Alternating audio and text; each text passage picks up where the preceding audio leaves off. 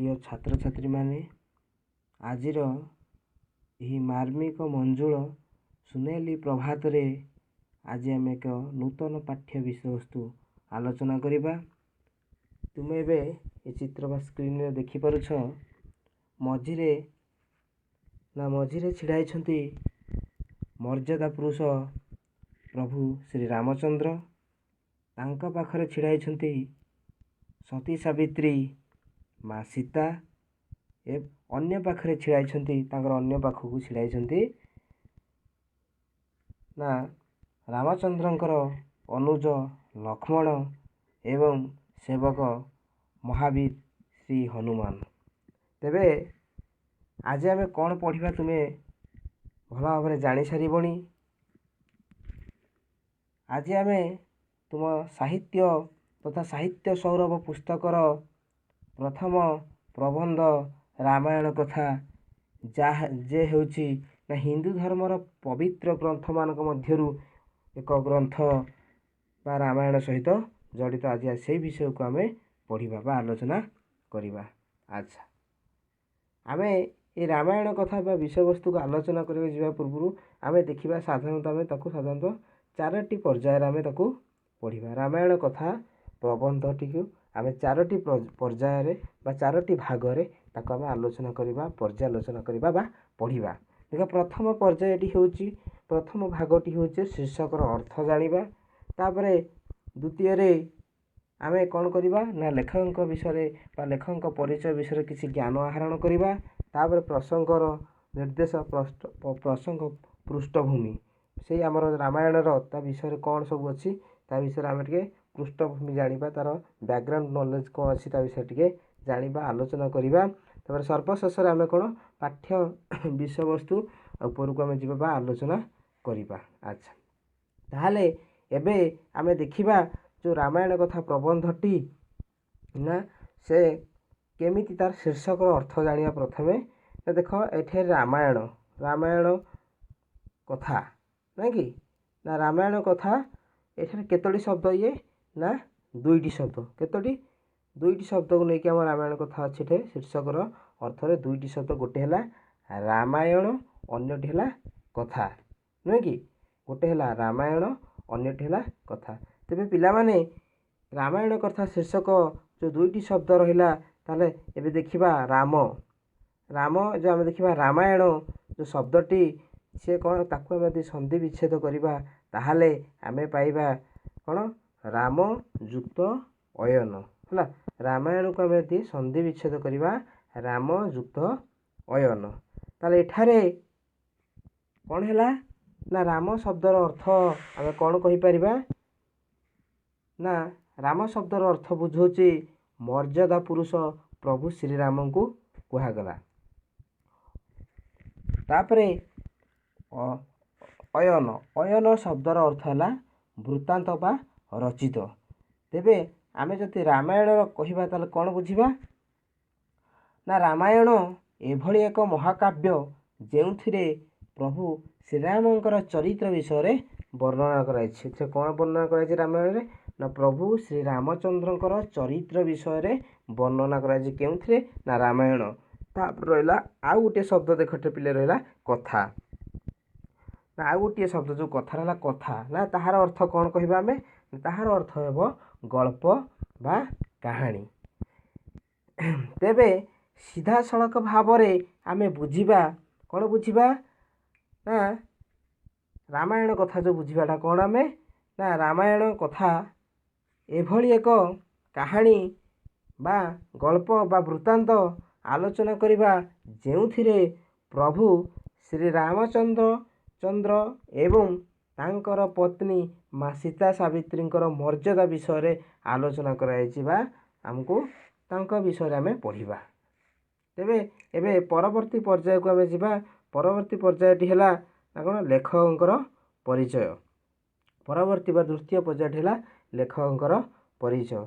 अच्छा पिला माने तुम मानकु छोट बेले तुम जेते बेले समस्तंकर मन थी भावुची सेते अ आ हसे दिघे तुम एई भला पढ़िछ सेते बेले गोटे छोट बहीटे चटी बहीटे तुम पढ़िथिबो। देखियो से बही उपरे गोटे बिलेईर चित्र हेतिबो तुम भावुँ समस्ते जानिथिबो से बहीटीर ना कहीपर तुम कौन से बहीटीर ना होची कौन यही देख से चित्रटी से बहीर ना हूँ छबिल मधु वर्णबोध नुहे ना मुझे छबिल वर्णबोध बही ना आकु किए लिखिं तुम जानिथिबो समस्ते ना आकु लिखिं ना विशिष्ट कवि भक्त कवि मधुसूदन राव। तुम्हें मध्य आज जानी खुशी हेब ना आमे जो आज जो प्रबंधटी पढ़िबा ताकू मध्य ये भक्त कवि मधुसूदन राव रचना करछंती बा लिखिछंती। ना मधुसूदन राय हेउछंती कौन ना हेउछंती से शिशु साहित्यर प्राण प्रतिष्ठाता।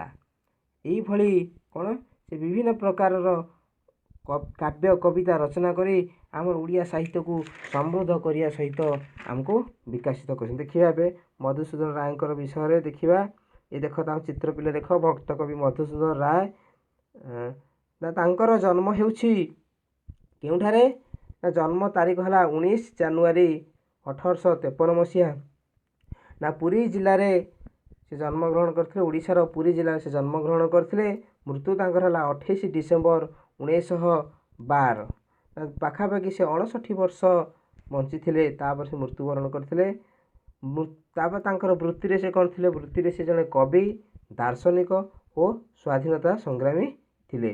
तांकर विभिन्न रचना बा से कौन कौन लेखा मान रचना करगुड़ी आम देखा है प्रथम साहित्य कृति कहीपर आम मधु वर्णबोध शिशुबोध बालबोध साहित्य कुसुम कवितावली छंद छंदमाला भाग यही भली भावरे अनेक काव्य और साहित्य रचना करी ओडिया साहित्य जगत तथा ओडिया बाणी भंडार को आहरी समृद्ध करी जाइछंती के ना भक्त कवि मधुसूदन राव। सेथिपाई से आज कौन ना सबु समय ओडिया साहित्य काशरे एक ध्रुवतारा परी कौन विद्यमान हुअन्ति एथिरे आमे तिलमात्र संदेह बार अवकाश नहीं।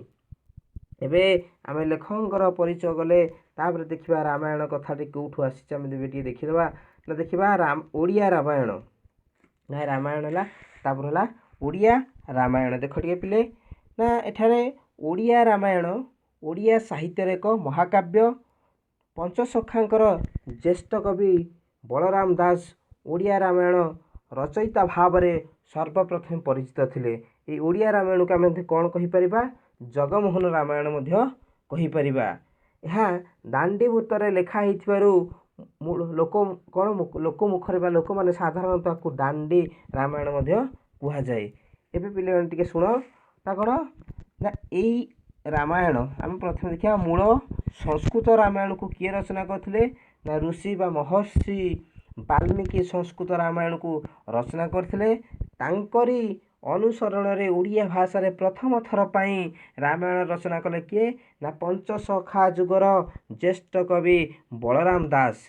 ये पिले मैंने देख पंचसखा कवि आम कह पंचसखा साधारणतः आम क्या कहवा ना पंचसखा 5 जन विशिष्ट कवि मानक नहीं आमको पंचसखा कहुला ना पंचसखा युग कहना कौन आमर ओडिया साहित्य बा इतिहास रे आमर समय को केतोटी भागरे विभक्त करा जायछि ना आमे देखिबा जेतले सारला युग पर आमर आसी थाए साधारणतः पंचसखा युग आसी थाए ना से पंचसखा युग रे 5 जन कवि प्रमुख थिले 5 जन कवि को पंचसखा कहउथा। से कवि गुडी को ना हैला ना प्रथमे बलराम दास जगन्नाथ दास अच्युतानंद दास जशवंत दास एवं शिशु अनंत दास एमानक मध्य 16 शताब्दीर बा विशिष्ट कवि मध्य कुहा जाउथिला। एबे देखिबा ना ओडिया रामायण संस्कृत रामायणर कौन अनुवाद नुहे से कौन आम यदि कहवा ओडिया रामायणटा अविकल भाव में संस्कृत रामायण अनुवाद करा जायछि ना एटा को संपूर्ण भाव में अनुवाद करा जाई नहीं तांको अनुसरण करी लिखा जायछि। कवि बलराम दास आपणार संपूर्ण कवित्व प्रतिभा खटाई राम कथा एक अभिनव रचना करिसेंती। बलराम दास मूल वाल्मीकि रामायण को गोटे ଅଧ୍ୟୟନ କରି ବା ମୋଟେ ଅଧ୍ୟୟନ ନ କରି କେବଳ ରାମାୟଣର ବିଭିନ୍ନ କଥା ବର୍ଣ୍ଣନାକୁ ପଣ୍ଡିତମାନଙ୍କ ମୁଖରୁ ଯେଉଁଠି ଯେପରି ଭାବରେ ଶୁଣିଛନ୍ତି ତାହାକୁ ଆଧାର କରି ଓଡ଼ିଆ ରାମାୟଣ ବୃତ୍ତାନ୍ତକୁ ସେ ଭଲ ଭାବରେ ଲେଖିଛନ୍ତି। ନା ଓଡ଼ିଆ ସାହିତ୍ୟକୁ ଅନେକ ବିଶିଷ୍ଟ ପୌରାଣିକ କାବ୍ୟ କବିତା ଅବଦାନ ବା କାବ୍ୟ ସମ୍ଭାର ପରିପୁଷ୍ଟ କରିଛନ୍ତି କବି କ'ଣ ନା ଏଇ ବଳରାମ ଦାସ ଓ ତାପରେ ଦେଖିବା ଏଇ ତାଙ୍କୁ ଅନୁସରଣ କରି ଏଠାରେ କ'ଣ କଲେ ମଧୁସୂଦନ ରାୟ ନା ଏହି ରାମାୟଣର ସଂକ୍ଷିପ୍ତୀକରଣ ବା ତାକୁ ଛୋଟ କରି ବା ସଂକ୍ଷେପର କରି ଆମ ପାଇଁ ବା ଆମମାନଙ୍କ ପାଇଁ ଏକ ସୁନ୍ଦର ରାମାୟଣ ରଚନା କରିଛନ୍ତି ଯାହାର ନାଁ ହେଉଛି ରାମାୟଣ କଥା। ଏବେ ପିଲାମାନେ ଆଜି ଆମେ ସେ ରାମାୟଣ କଥାକୁ ପଢ଼ିବା।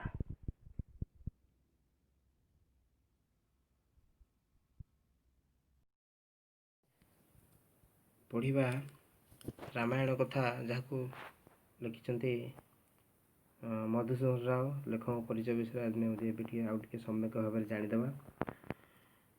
ନା ଭକ୍ତ କବି ମଧୁସୂଦନ ରାୟ ଓଡ଼ିଆ ସାହିତ୍ୟ ଇତିହାସର ବା ଓଡ଼ିଆ ସାହିତ୍ୟ ଆଧୁନିକ ଯୁଗର ଆଦ୍ୟ କାଳର ଜଣେ ପ୍ରମୁଖ ସ୍ରଷ୍ଟା।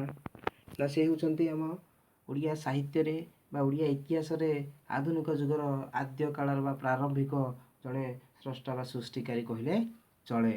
ଭାରତୀୟ ଆଧ୍ୟାତ୍ମିକ ଦର୍ଶନ ହେଲା ଈଶ୍ୱର ବିଶ୍ୱାସ ବା ଧାର୍ମିକ ଭାବନା, ବୈଦିକ ଚିନ୍ତାଧାରା ଓ ଆଦର୍ଶର ପୁନଃ ପ୍ରତିଷ୍ଠା ପାଇଁ ବହୁ ପ୍ରବନ୍ଧ ଓ କବିତା ରଚନା କରି ସେ ଆମ ସାହିତ୍ୟକୁ ସମୃଦ୍ଧ କରିଛନ୍ତି। ଆମ ସାହିତ୍ୟକୁ ସମୃଦ୍ଧ ଓ ବିକଶିତ କରିଛନ୍ତି। ତାଙ୍କର ବିଭିନ୍ନ ଆଦର୍ଶିକ ଆଧ୍ୟାତ୍ମିକ ଦର୍ଶନ ହେଉ କିମ୍ବା ବୈଦିକ ଚିନ୍ତାଧାରା ଓ ଆଦର୍ଶର ସେ ପୁନଃ ବା ନୂଆ ପ୍ରତିଷ୍ଠା କରି ଆମ ସାହିତ୍ୟକୁ କ'ଣ ସମୃଦ୍ଧ କରିଛନ୍ତି। ତାଙ୍କର ସୃଷ୍ଟି ବା ରଚନାବଳୀ ମଧ୍ୟରେ ରହିଛି କବିତାବଳୀ, ବସନ୍ତ ଗାଥା, ସାହିତ୍ୟ କୁସୁମ ଏବଂ ସାହିତ୍ୟ ପ୍ରସଙ୍ଗ ଇତ୍ୟାଦି ଲେଖକଙ୍କର ଅତି କ'ଣ ଜନପ୍ରିୟ କାବ୍ୟ ବା କବିତା ସେ ରଚନା କରିଛନ୍ତି। ନା ଏହି ସୃଷ୍ଟି ମାଧ୍ୟମରେ ସେ ନା କ'ଣ ନା ଏସବୁ ଲେଖା ପାଇଁ ଓଡ଼ିଆ ସାହିତ୍ୟରେ ଏକ ନୂତନ ସ୍ଥାନର ପରିଚୟ ବା ଅଧିକାର ଲାଭ କରିଛନ୍ତି। ତାଙ୍କ ରଚିତ ବର୍ଣ୍ଣବୋଧ ସାହିତ୍ୟ ବର୍ଣ୍ଣବୋଧ ସହିତ ପ୍ରତ୍ୟେକ ଓଡ଼ିଆ ସୁପରିଚିତ। ଆମେ ଜାଣିଛୁ ସବୁବେଳେ ବର୍ଣ୍ଣବୋଧ ବହି, ନା ସେଥିରେ ସମସ୍ତେ ଆମେ ସୁପରିଚିତ ବା ଭଲ ଭାବରେ ଜାଣିଛେ। ଏହି ଲେଖାରେ ସମଗ୍ର ରାମାୟଣ ଖୁବ୍ ସଂକ୍ଷେପରେ ବର୍ଣ୍ଣିତ ହୋଇଛି। ନା ଏହି ରାମାୟଣ କଥାରେ ସମଗ୍ର ରାମାୟଣଟି କ'ଣ ସଂକ୍ଷେପରେ ବା ସଂକ୍ଷିପ୍ତ ଭାବରେ ବର୍ଣ୍ଣନା ହୋଇଛି।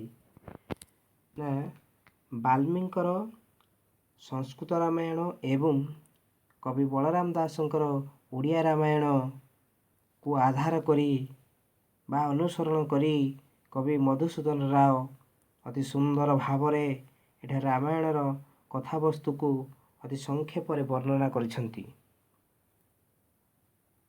ସମଗ୍ର 7 କାଣ୍ଡ ବିଶିଷ୍ଟ ରାମାୟଣ ପଢ଼ିବା ପାଇଁ ବହୁତ ସମୟ ଲାଗିବ।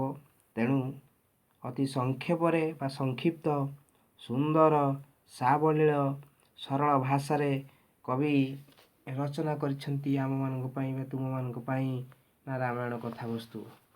ଆଉ ତେବେ ପିଲାମାନେ ଆଜି ଆମେ ବିଷୟବସ୍ତୁ ଉପରକୁ ଆମେ ଅଗ୍ରଗତି ହେବା।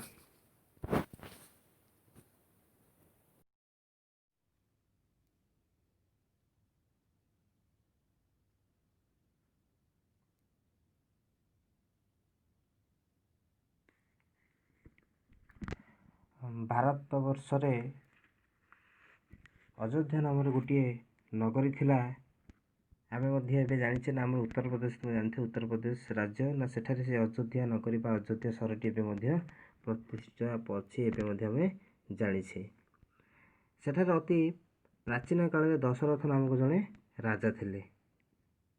ଅତି ପ୍ରାଚୀନ କାଳରେ କ'ଣ ଅତି ପ୍ରାଚୀନ ଅର୍ଥ ହେଲା ପୁରାତନ କାଳରେ ସେଠାରେ କ'ଣ ନା ଦଶରଥ ନାମକ ଜଣେ ରାଜା ଥିଲେ। ତାଙ୍କର 3 ରାଣୀ ଥିଲେ। ତାଙ୍କର କ'ଣ ଦଶରଥଙ୍କର କେତୋଟି ରାଣୀ ଥିଲେ? 3 ରାଣୀ, ଯଥା କୌଶଲ୍ୟା, କୈକେୟୀ ଓ ସୁମିତ୍ରା। ନା କ'ଣ ହେଇଛି ନା ଦଶରଥଙ୍କର ଯେଉଁ 3 ରାଣୀ ଥିଲେ ତାଙ୍କର କ'ଣ ହେଲା ନା ଅନେକ ବର୍ଷ ଧରି ତାଙ୍କର କୌଣସି ସନ୍ତାନ ବା ପିଲା କୌଣସି ଜନ୍ମ ହୋଇନଥିଲେ ବା ଜାତ ହୋଇନଥିଲେ। ନା ତାଙ୍କର ସେ ବହୁତ ବର୍ଷ ତପସ୍ୟା, ପୂଜା ଓ ଯଜ୍ଞ କରିବା ଫଳରେ ତାଙ୍କର 4ଟି ସନ୍ତାନ ଜାତ ହୋଇଥିଲା। ଜ୍ୟେଷ୍ଠ ରାଣୀ ବା ଜ୍ୟେଷ୍ଠା ରାଣୀ କିଏ ଥିଲେ? ଜ୍ୟେଷ୍ଠା ରାଣୀ ଥିଲେ କୌଶଲ୍ୟା। ତାଙ୍କର ପୁତ୍ର ସନ୍ତାନ କିଏ ଥିଲେ? ରାମଚନ୍ଦ୍ର। ମଧ୍ୟମ ରାଣୀ କୈକେୟୀ। କୈକେୟୀଙ୍କର ପୁତ୍ର ଥିଲେ ଭରତ ଓ କନିଷ୍ଠା ରାଣୀ ସୁମିତ୍ରା।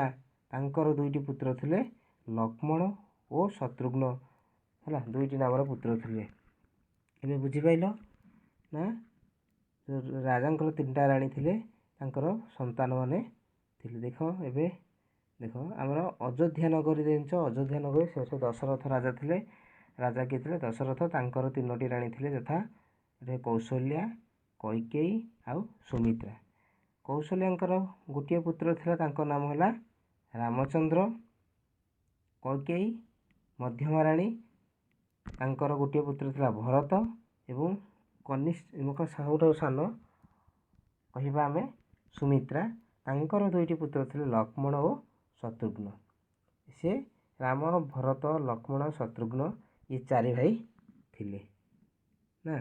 ଆଚ୍ଛା,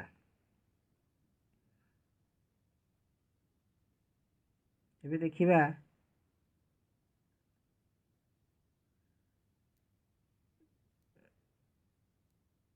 ଦେଖ ଏବେ ଆସ ଦେଖିବା ଆମେ ନା 4 ଭାଇଙ୍କ ମଧ୍ୟରେ ଜାଣିଲେ ଆମେ କିଏ? 4 ଭାଇଙ୍କ ମଧ୍ୟରେ ଗଭୀର ସ୍ନେହ ଥିଲା ପରସ୍ପର ପ୍ରତି। 4 ଭାଇଙ୍କ ପ୍ରତି କ'ଣ ସମସ୍ତେ ସମସ୍ତଙ୍କୁ ଭଲ ପାଉଥିଲେ। ସମସ୍ତଙ୍କ ମଧ୍ୟରେ ବହୁତ ଭଲ ସ୍ନେହ ଥିଲା। ନା ଲକ୍ଷ୍ମଣ ରାମଙ୍କର ଏକାନ୍ତ ଅନୁଗତ ଥିଲେ। ଲକ୍ଷ୍ମଣ ରାମଙ୍କର ଅନୁଗତ, ସେ ବଡ଼ ଲୋକଙ୍କୁ ବିଶ୍ୱସ୍ତ, ଅନୁଗତ ହେଲା ବିଶ୍ୱସ୍ତ ବା ବଡ଼ ଲୋକଙ୍କ କଥା ମାନୁଥିଲେ ବା ସବୁ କଥା ସେ ବିଶ୍ୱାସ କରୁଥିଲେ। କାହାର? ରାମଙ୍କର। ଆଉ ଶତ୍ରୁଘ୍ନ ଭରତଙ୍କର ଅତିଶୟ ଅନୁଗତ ଥିଲେ। 4 ଭାଇଙ୍କ ମଧ୍ୟରେ ଗଭୀର ସ୍ନେହ ଥିଲା। ସେମାନେ ପରସ୍ପର ପ୍ରତି ଭଲ ପାଉଥିଲେ। ସମସ୍ତେ ରାମଙ୍କୁ ସମସ୍ତେ ଅତ୍ୟନ୍ତ ସ୍ନେହ ଓ ଭକ୍ତି କରୁଥିଲେ। କ'ଣ? ସର୍ବଶ୍ରେଷ୍ଠ ବା ସବୁଠାରୁ ବଡ଼ ପ୍ରଭୁ ଶ୍ରୀରାମଚନ୍ଦ୍ରକୁ ତାଙ୍କର ଅନ୍ୟ 3 ଭାଇମାନେ ତାଙ୍କୁ ସଦା ସର୍ବଦା ସ୍ନେହ ଓ ଭକ୍ତି କରୁଥିଲେ। ରାଜା ଦଶରଥ କ୍ରମେ ବୃଦ୍ଧ ହେବାରେ ଲାଗିଲେ ବା ବୃଦ୍ଧ ସେ ତାଙ୍କର ବୟସ ଆମେ ଜାଣିଛେ ଯେତେବେଳେ ଦିନକୁ ଦିନ ତାଙ୍କର ବୟସ ଗଡ଼ିବାରେ ଲାଗିଲା, ସେ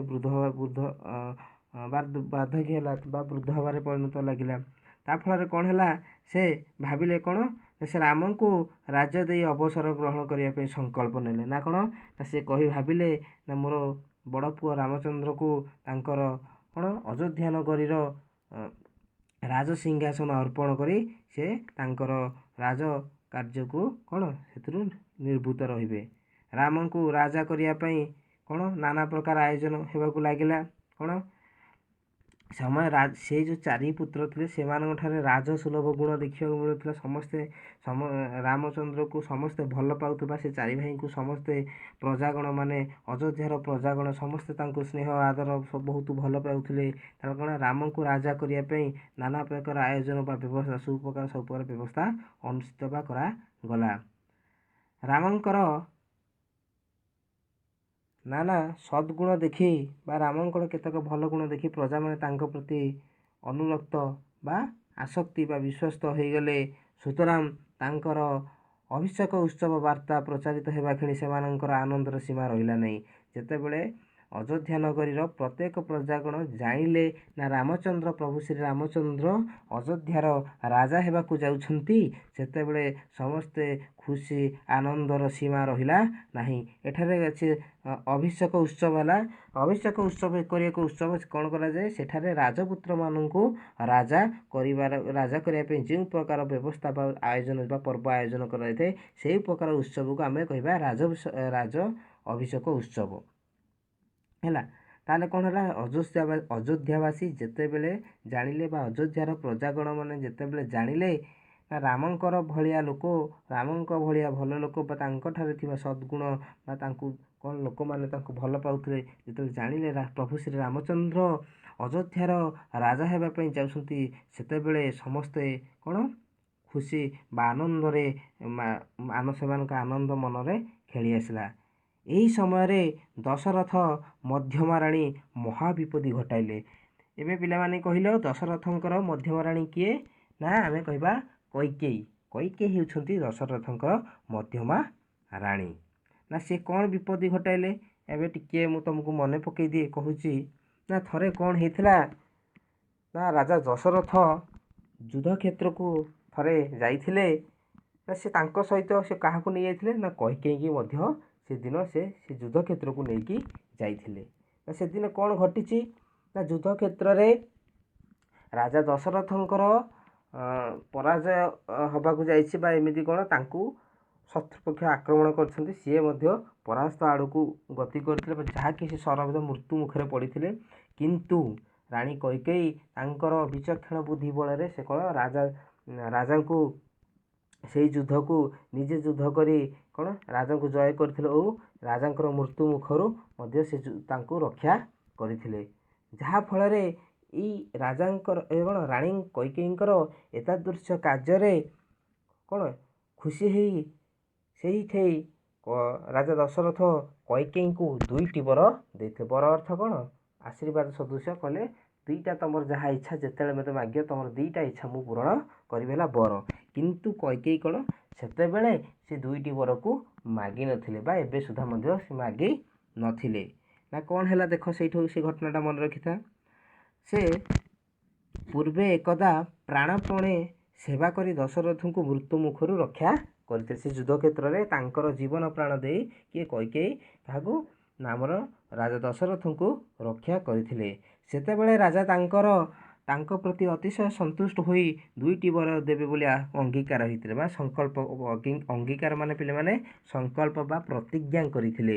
କ'ଣ ସେତେବେଳେ କୈକେୟୀଙ୍କର ସେବାରେ ଖୁସି ହୋଇ ରାଜା ଦଶରଥ ତାଙ୍କୁ 2ଟି ବର ଦେବା ପାଇଁ ଅଙ୍ଗୀକାର ବା ପ୍ରତିଜ୍ଞା କରିଥିଲେ। କିନ୍ତୁ କୈକେୟୀ ଆଜି ଯାଏ କୌଣସି ବର ମାଗିନଥିଲେ। କିନ୍ତୁ କୈକେୟୀ କ'ଣ ଏ ପର୍ଯ୍ୟନ୍ତ କୌଣସି ବର ମାଗିନଥିଲେ। ରାମ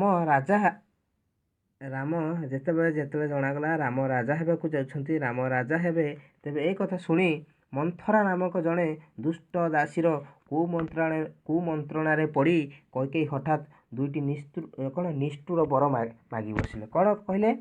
ନା ଯେତେବେଳେ ଶୁଣାଗଲା ପ୍ରଭୁ ଶ୍ରୀରାମଚନ୍ଦ୍ର ରାଜା ହେବାକୁ ଯାଉଛନ୍ତି, ସେଇ ସମୟରେ କ'ଣ ଘଟିଛି?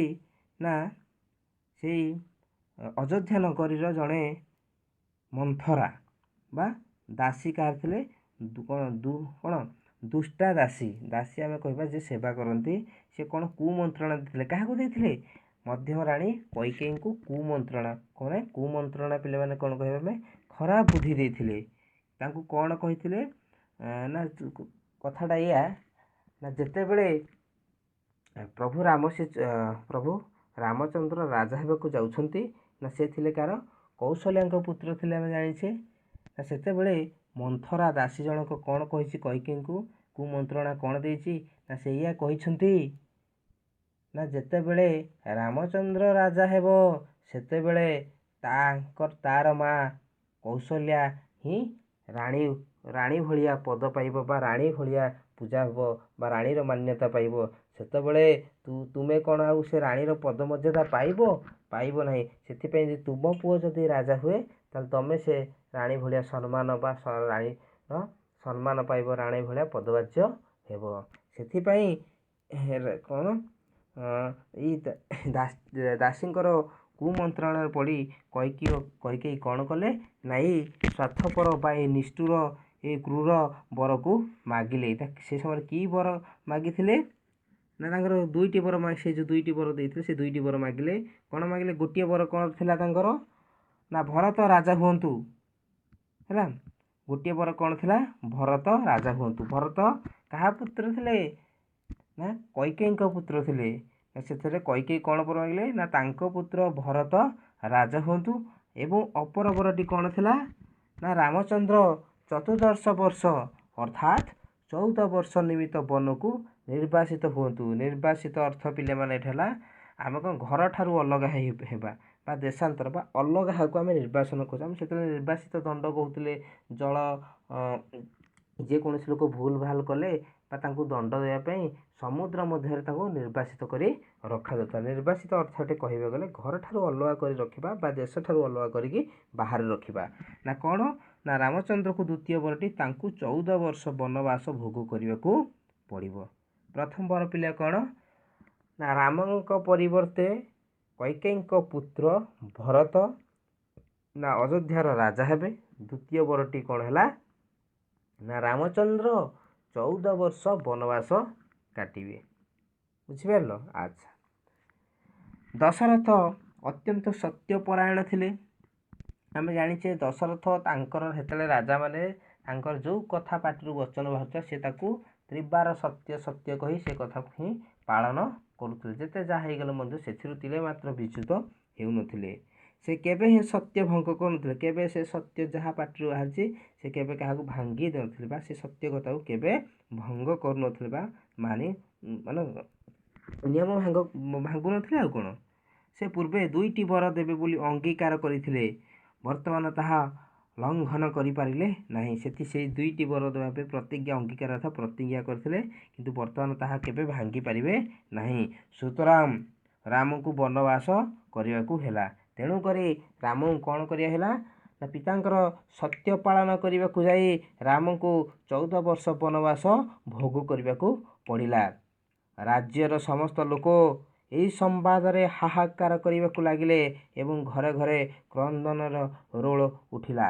କ'ଣ ହେଲା ଯେତେବେଳେ ରାଜ୍ୟବାସୀ ବା ପ୍ରଜାଗଣ ଜାଣିଲେ ରାମଚନ୍ଦ୍ର ରାଜା ହେବେନି, ଭରତ ରାଜା ହେବ ଏବଂ ରାଜା ତ ସିଏ ତ ଭରତ ହେଲେ, କିନ୍ତୁ ପୁଣି ଆଉ ଗୋଟେ ବଡ଼ ଦଣ୍ଡ କ'ଣ ଦିଆଗଲା ରାମଚନ୍ଦ୍ରକୁ ନା ସେ ରାମଚନ୍ଦ୍ରକୁ କ'ଣ ଦିଆଗଲା ନା 14 ବର୍ଷ କାଳ ବନବାସ। ଏ କଥା ଜାଣି ସେ ଅଯୋଧ୍ୟା ନଗରୀର ପ୍ରତ୍ୟେକ ପ୍ରଜାଗଣ କ'ଣ ହଠାତ୍ କ'ଣ ହାହାକାର ଲାଗିଲେ। କ'ଣ ତାଙ୍କ ମନରେ ଦୁଃଖର ମାରି ଆସିଲା, ସମସ୍ତଙ୍କ ହୃଦୟରେ କ୍ରନ୍ଦନର ବିଳାପ ଉଠିଲା ହେଲା। ସମସ୍ତେ ମନ ଦୁଃଖରେ କ'ଣ ଭାଙ୍ଗି ପଡ଼ିଲେ। ସତିକା ଅଯୋଧ୍ୟାପୁରୀର ହସ ଖୁସି କୁଆଡ଼େ କିଛି ଦିନ ପାଇଁ ଚାଲିଗଲା ବା ମଉଳି ଗଲା।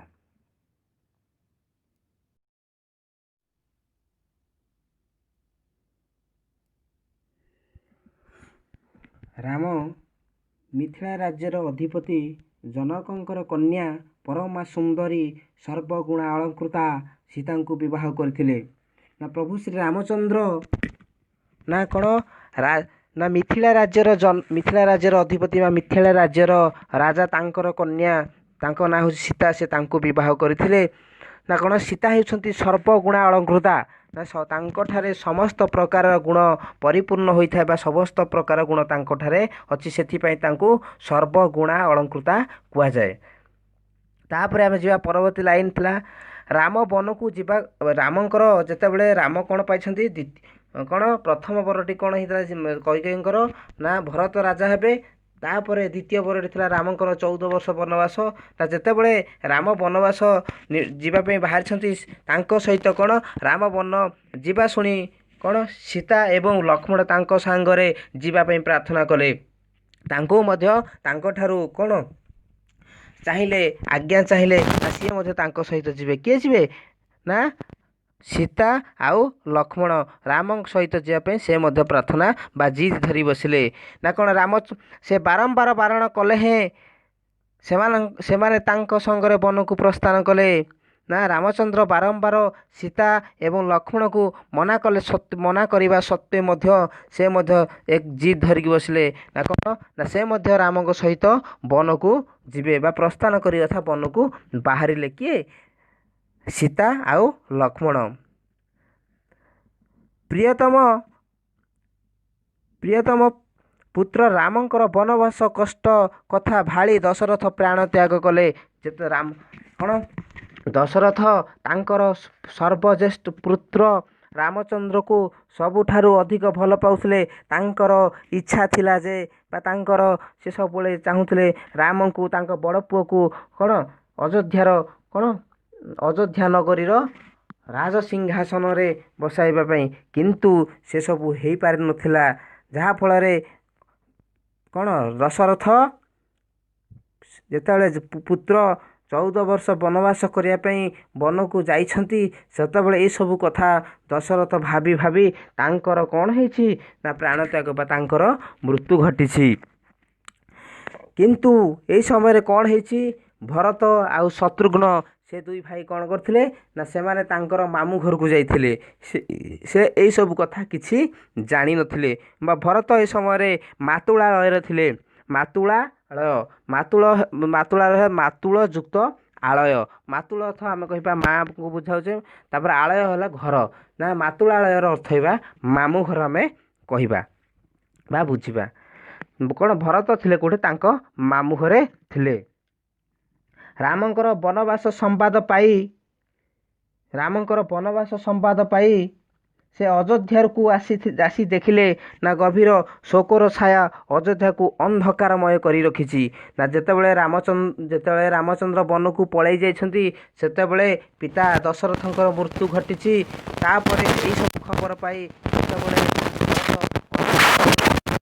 ଅଯୋଧ୍ୟା ନଗରୀକୁ ଯାଇଛନ୍ତି, ସେତେବେଳେ ସିଏ ଦେଖିଲେ ଅଯୋଧ୍ୟାବାସୀଙ୍କ ମନରେ ଟିକିଏ ହେଲେ ସୁଖ ନାହିଁ। ସମସ୍ତଙ୍କ ମୁହଁ ପୁରା କଳା କାଠରେ ଜୀର୍ଣ୍ଣ ମଳିନ ହୋଇପଡ଼ିଛି। ସମସ୍ତଙ୍କ ମନରେ ଦୁଃଖ, କ୍ରୋଧ, ଦୁଃଖ କଷ୍ଟରେ ପରିପୂର୍ଣ୍ଣ।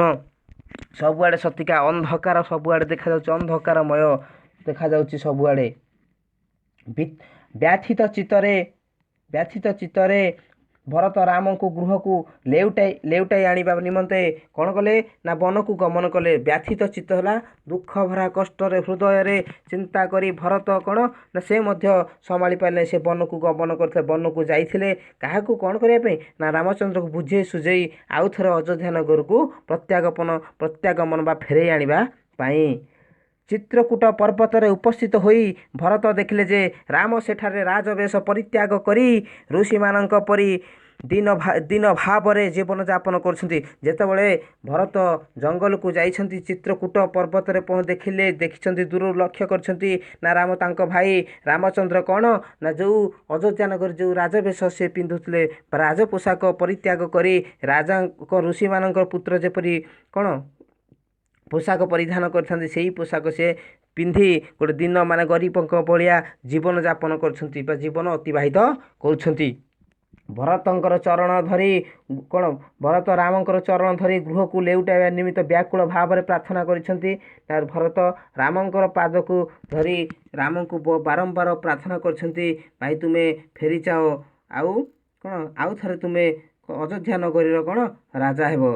କିନ୍ତୁ ରାମଚନ୍ଦ୍ର ସେ କଥା ଜମାରୁ ରଖିନାହାନ୍ତି ବା ତାଙ୍କରି କଥାକୁ କେବେ ହେଲେ ସେ ମାନି ନାହାନ୍ତି ବା ଶୁଣି ନାହାନ୍ତି। କିନ୍ତୁ ରାମ କୌଣସି ପ୍ରକାରର ସମ୍ମତି ନ ହୋଇ ପିତାଙ୍କର ଅଙ୍ଗୀକାର ପାଳନ କରିବା ନିମିତ୍ତ ବନରେ ରହିଲେ। କିନ୍ତୁ ରାମଚନ୍ଦ୍ର ଭରତଙ୍କର କଥା ଶୁଣିନଥିଲେ ବା ତାଙ୍କର ଆଜ୍ଞା ରକ୍ଷା କରିପାରିନଥିଲେ। ତାଙ୍କର କଥାକୁ ସେ ଶୁଣିନଥିଲେ ବା ସେଥିରେ ରାଜି ହୋଇନଥିଲେ। ସେ କ'ଣ ଅଙ୍ଗୀକାର ହୋଇଥିଲେ ନା ପିତାଙ୍କର ସତ୍ୟ ପାଳନ କରିବା ଅଙ୍ଗୀକାର ଅର୍ଥ କରିବା ଶପଥ ଭାବେ ପ୍ରତିଜ୍ଞା କରିବା ପାଇଁ ବା ପିତାଙ୍କର ସତ୍ୟ ପାଳନ କରିବା ପାଇଁ। ସେ 14 ବର୍ଷ ଯେହେତୁ ବନବାସ ଯାଇଛନ୍ତି, ସେ 14 ବର୍ଷ ନ ପୂରିଲା ପର୍ଯ୍ୟନ୍ତ ସେ କେବେ ହେଲେ ସତ୍ୟକୁ ଭାଙ୍ଗି ପାରିବେ ନାହିଁ।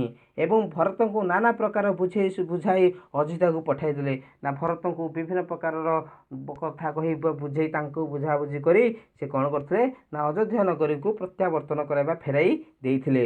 ନିର୍ଲୋଭ ଓ ନିଃସ୍ୱାର୍ଥ ଭାତୃଭକ୍ତ ଭରତ ଅଯୋଧ୍ୟାକୁ ଫେରିଆସି ରାମଙ୍କର ପାଦୁକାକୁ ସିଂହାସନରେ ସ୍ଥାପନ କରି ରାମଙ୍କର ଦାସ ପ୍ରାୟ ରାଜକାର୍ଯ୍ୟ ନିର୍ବାହ କରିବାକୁ ଲାଗିଲେ। କ'ଣ ଭରତ କ'ଣ ତାଙ୍କର ରାଜସିଂହାସନ ପ୍ରତି ଟିକିଏ ହେଲେ ଲୋଭ ବା ସ୍ୱାର୍ଥ ନଥିଲା। ନା ସିଏ ଥିଲେ କ'ଣ ଭାତୃଭକ୍ତ, ଭାଇଙ୍କ ପ୍ରତି ତାଙ୍କର ଗଭୀର ସ୍ନେହ ଆନନ୍ଦ ଭକ୍ତି ଥିଲା। ସେ ଟିକିଏ ମାତ୍ର ଲୋଭ ତାଙ୍କର ନଥିଲା। ସେ କ'ଣ କଲେ ନା ଯେତେବେଳେ ରାମଚନ୍ଦ୍ର ତାଙ୍କୁ ଅଯୋଧ୍ୟାକୁ ଫେରାଇ ଦେଇଛନ୍ତି, ନା ସେତେବେଳେ ଭରତ କହିଲେ କ'ଣ ରାମଚନ୍ଦ୍ରଙ୍କର ସେ 2ଟି ପାଦୁକା 2ଟି କଠଉ ତାଙ୍କୁ ଆଣି ଅଯୋଧ୍ୟାର ରାଜସିଂହାସନରେ ରାଜସିଂହାସନରେ ଥୋଇ ପୂଜା କରି ସେ ରାଜକାର୍ଯ୍ୟ ପରିଚାଳନା କରିଛନ୍ତି ବା ରାଜ୍ୟର କିପରି ଶାସନ କରାଯିବ ସେସବୁ କ'ଣ ନିର୍ବାହନ କରିଛନ୍ତି। ରାମଙ୍କ ପରି ରାଜଭୋଗ ତ୍ୟାଗ କରି ରାମ ଯେପରି ଜଙ୍ଗଲରେ କ'ଣ ରାଜବେଶ ତ୍ୟାଗ କରିଥିଲେ, ସେ ଠିକ୍ ସେହିପରି ଭରତ ମଧ୍ୟ ଅଯୋଧ୍ୟା ନଗରୀରେ ଆସି ରାଜସିଂହାସନ ନ ବସି କ'ଣ କଲେ ରାଜବେଶ ପରିତ୍ୟାଗ କରି ସେ କ'ଣ ବଳକଳ ବସନ ପରିଧାନ କଲେ। ଗଛର ଡାଳପତ୍ର ସେ ପିନ୍ଧିଲେ ଏବଂ କ'ଣ ଖାଇଲେ ଫଳମୂଳ ଆହାର କରି ଜୀବନଯାପନ କଲେ। ଫଳମୂଳ ଆହାର ମାନେ ଫଳମୂଳ ଖାଇ ସେ ଜୀବନଯାପନ କଲେ। ତାଙ୍କର ଏହି ପ୍ରକାର ସ୍ୱାର୍ଥ ତ୍ୟାଗ ଏବଂ ବୈରାଗ ଦେଖି ସମସ୍ତେ ବିସ୍ମିତ ହୋଇ ଧନ୍ୟ ଧନ୍ୟ କହିବାକୁ ଲାଗିଲେ। ରାମଙ୍କର ଏଇଭଳି ଭଲ ପାଇବା ସ୍ନେହ ତାଙ୍କର ପ୍ରତି ଭଲ ପାଇବା ଥିଲା ଯେ ଏଇସବୁ ଅଯୋଧ୍ୟାବାସୀ ଦେଖି ତାଙ୍କୁ ବିସ୍ମିତ ବା ଆଶ୍ଚର୍ଯ୍ୟଜନିତ ହୋଇଗଲେ। ସେଥିପାଇଁ ସମସ୍ତେ ଭରତଙ୍କୁ ମଧ୍ୟ ତାଙ୍କର ଏତାଦୃଶ୍ୟ କାର୍ଯ୍ୟ ଦେଖି ସମସ୍ତେ ତାଙ୍କୁ ଧନ୍ୟ ଧନ୍ୟ କହିବାରେ ଲାଗିଲେ।